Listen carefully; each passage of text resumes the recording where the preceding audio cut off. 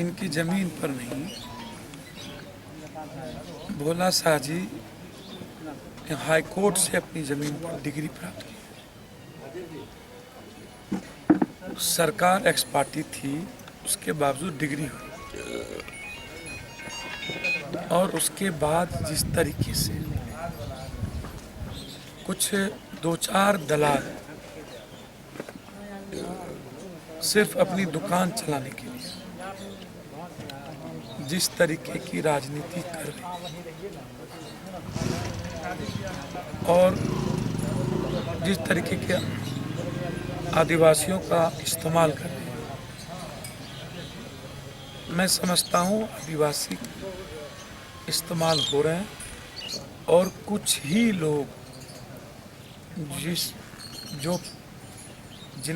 जिनका जो अपने आर्थिक ग्रोथ के लिए भी और राजनीतिक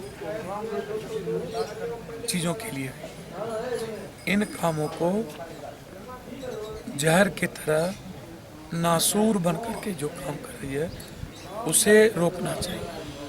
और समाज के लोगों को अब चुप नहीं बैठना चाहिए। सरकार कंप्लीट रूप से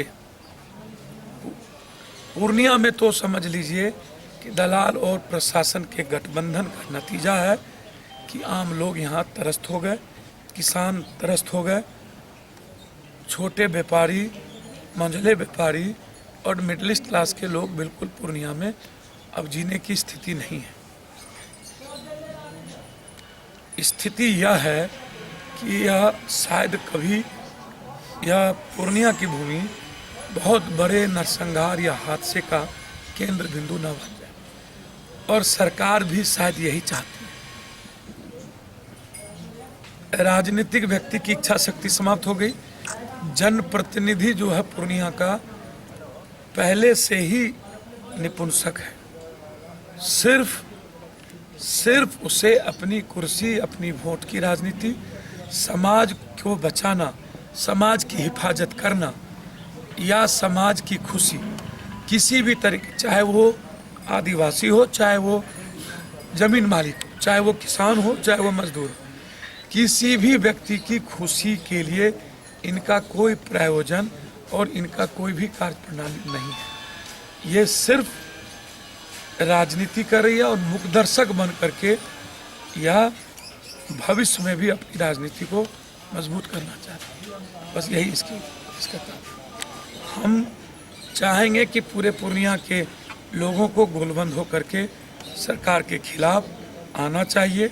सरकार का मुखिया यदि 15 को यहाँ आ रहा है तो निश्चित रूप से सड़कों पर उतर करके उनसे बात करनी चाहिए कि पहले पूर्णिया को बचाइए, पूर्णिया को बचाने का संकल्प लीजिए। बर्बाद करने का जो संकल्प उनके जनप्रतिनिधि और टुच्चे और दलाल लोग ले रहे हैं, इससे बचिए। पूर्णिया को बचाने का संकल्प पहले लीजिए, तब आप पूर्णिया की सुरक्षा की गारंटी लीजिए, पूर्णिया के अमन की गारंटी लीजिए। पूर्णिया में जो लाशों की ढेर जो सदियों से बिछ रहा और पुनः उसकी पुनरावृत्ति होने की जो संभावना है, उसे रोकिए। तब आप जब आदमी ही नहीं बचेगा तो समाज का क्या और किस विकास और संकल्प की ये बात करते हैं। तो पहले व्यक्ति को बचाएंगे ना। व्यक्ति बचाने के लिए इनके पास किसी तरह की व्यवस्था इस बिहार में नहीं है, किसी तरह की व्यवस्था नहीं है। इसीलिए जम करके पूर्णिया के आवाम को विरोध करना चाहिए कि पहले हम लोगों की सुरक्षा और हम लोग जो हमारी वाजिब चीज़ें हैं, यदि आदिवासी गरीबों की चीज़ें हैं तो उसको आप अपने प्रशासन के खड़े करके बंटवा दीजिए, हम लोग देने को तैयार हैं। यदि ज़मीन मालिक की चीज़ें हैं तो आप उनका अधिकार, उनका हक उन्हें दिलाइए। ये इम्पोर्टेंट है।